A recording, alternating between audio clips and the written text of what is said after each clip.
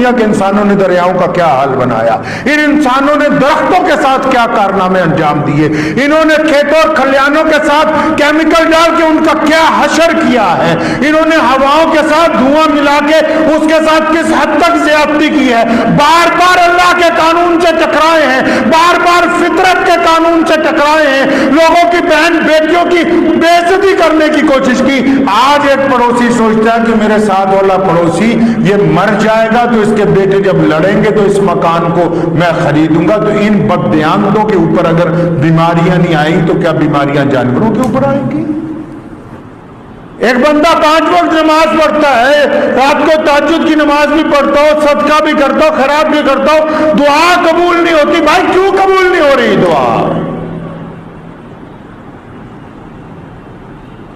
دعا کیوں نہیں قبول ہوتی؟ اللہ تعالیٰ کو تو جن بندوں سے پیار ہو ابھی ہاتھ بھی نہیں اٹھاتے، دل میں ارادہ کرتے ہیں، اللہ ان کی بات سن لیتے ہیں، تو اتنی دیر سے دعا کر رہے ہیں، قبول کیوں نہیں ہوتی؟ آپ کو پتہ ہے شریعت کہتی ہے کہ اگر کوئی بندہ خدا کو نہ بھی مانتا ہو اور اللہ تعالیٰ کا قانون فطرت ہے، وہ لوگوں کی بھلائی کا کام کرتا ہے، لوگوں کو فائدہ پہنچاتا ہے، فرماتا ہے ہم اس کا اجر بھی اپنے ذمہ نہیں رکھتے، اللہ تعالیٰ اس کو بھی نواز دیتے ہیں۔ اللہ کا نام لینے سے دل نرم ہو جائے، کہتا میں اللہ کو تو مانتا ہوں، اللہ کا سپر پاور ہے، شہنشاہ ہے وہ، لیکن اللہ کے نام میں بھی وہی طاقت ہے، یہ کیسے ہو سکتا ہے؟ آپ بات سمجھ رہے ہیں میری؟ وہ کہتا ہے ایک جگہ اللہ تعالیٰ کا نام لکھ دیں تو یہ تو نام ہے نا، اللہ تو نہیں ہے، تو پاور تو اللہ میں ہے، تو اس نام میں تو کوئی پاور نہیں ہے۔ تو کیونکہ اس نے بیچ مجلس کے سوال کر دیا، اب سارے شاگرد اس کو بھی دیکھ رہے ہیں اور اپنے استاد کو بھی دیکھ رہے ہیں، وہ سائنس کے دائرے میں بات کر رہا ہے کہ زبان سے یا اللہ کہنے سے یہ جو گوشت کا لوتھڑا سینے میں دھڑک رہا ہے، جس کے اندر کھانے پینے سے چربی پیدا ہو گئی ہے، جس میں کولیسٹرول زیادہ بڑھ گیا ہے، جس کی نسوں میں بلاکیج آنے لگی ہے، یہ کیوں کر نرم ہو جائے گا؟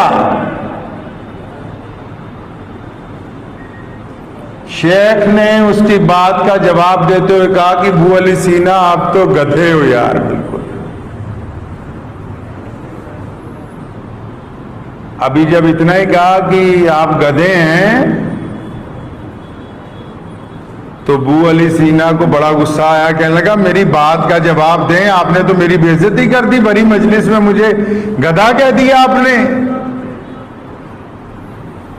آنکھیں سرخ، چہرہ لال ہو گیا اس کا کہ میں اتنا بڑا ریاضدان ہوں، سائنسدان ہوں، اور لوگ میرے پیچھے بھاگے پھرتے ہیں، اور یہ اتنے بڑے شیخ نے بڑی مجلس میں نے تو سوال ہی کیا نا کہ اللہ سپر پاور ہے لیکن اس کے نام میں تو وہ پاور نہیں ہے۔ تو شیخ نے جواب میں کیا کہہ دیا کہ ابو علی سینا آپ تو بالکل گدھے ہی لگتے ہیں، گدھے ہی ہیں آپ۔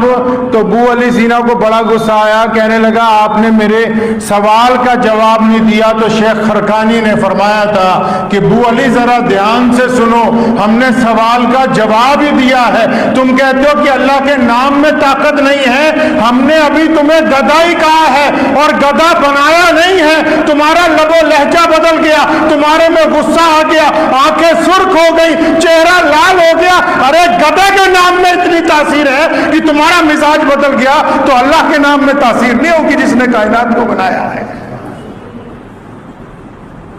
وہیں پر اس سائنسدان نے معافی مانگی پھر کہ نہیں، واقعی اس دنیا کے نظام کو کوئی اور چلا رہا ہے۔ آج کا سائنسدان، آج کا ڈاکٹر بیماری کا پتہ لگا سکتا ہے، بیماری ہوتی کیسے ہے، اگر اس کا پتہ لگانا ہے تو اللہ اور اس کے رسول صلی اللہ علیہ وسلم سے معلوم کرنا۔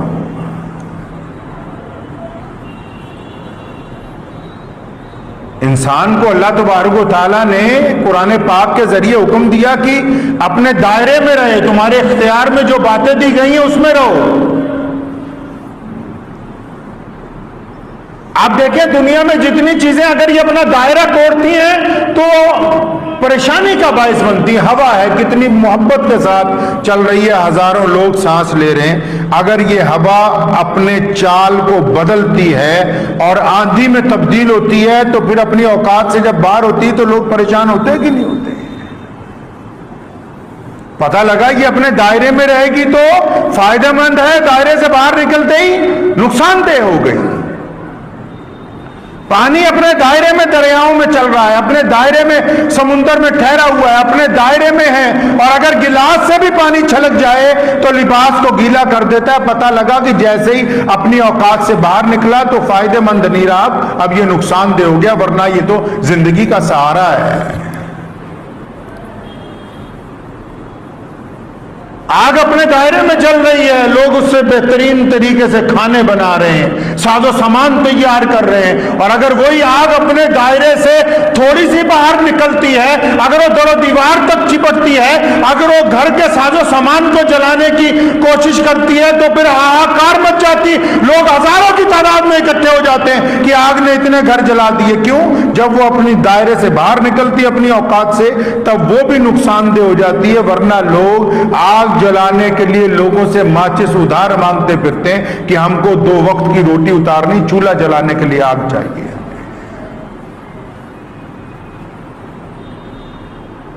جب یہ چیزیں اپنے دائرے سے نکلتی ہیں, اپنی اوقات کو بھول جاتی ہیں, تو نقصان اٹھاتے ہیں. تو کیا بندہ جب اپنی اوقات سے باہر نکلے گا تو نقصان نہیں اٹھائے گا؟ سائنسدان اور ڈاکٹر مانے یا نہ مانے,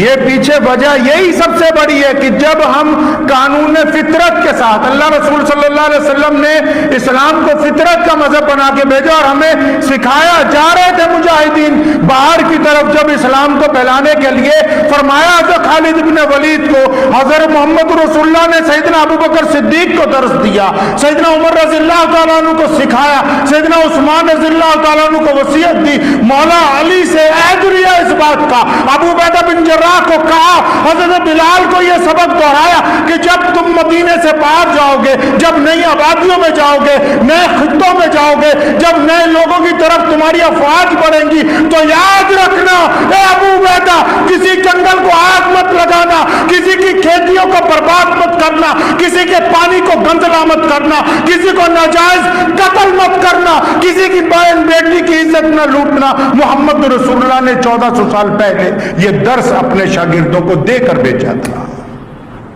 یہ نہیں ہوتا کہ 8000 روپے مہینے پہ سیل مین دکان میں رکھ لیں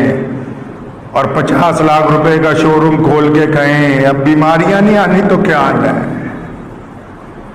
دریاؤں کو گندلا کریں. سونے رسول نے فرمایا صحابہ کو کہ وضو کرنے لگو, نماز میں وضو کے لیے کتنا پانی چاہیے؟ 1 لوٹا 1 جگ پانی چاہیے. فرمایا اگر دریا کے کنارے بھی دیکھ کر تم وضو کر رہے ہو تب بھی پانی کو ضائع نہ کرنا, بس اتنا استعمال کرنا جتنی تمہیں ضرورت ہو. دیکھو پوری دنیا کے انسانوں نے دریاؤں کا کیا حال بنایا, ان انسانوں نے درختوں کے ساتھ کیا کارنامے انجام دیے, انہوں نے کھیتوں اور کھلیانوں کے ساتھ کیمیکل ڈال کے ان کا کیا حشر کیا ہے, انہوں نے ہواؤں کے ساتھ دھواں ملا کے اس کے ساتھ کس حد تک زیادتی کی ہے, بار بار اللہ کے قانون سے ٹکرائے ہیں, بار بار فطرت کے قانون سے ٹکرائے ہیں, لوگوں کی بہن بیٹیوں کی بے عزتی کرنے کی کوشش کی. آج ایک پڑوسی سوچتا ہے کہ میرے ساتھ والا پڑوسی یہ مر جائے گا تو اس کے بیٹے جب لڑیں گے تو اس مکان کو میں خریدوں گا. تو ان بددیانتوں کے اوپر اگر بیماریاں نہیں آئیں تو کیا بیماریاں جانوروں کے اوپر آئیں گی؟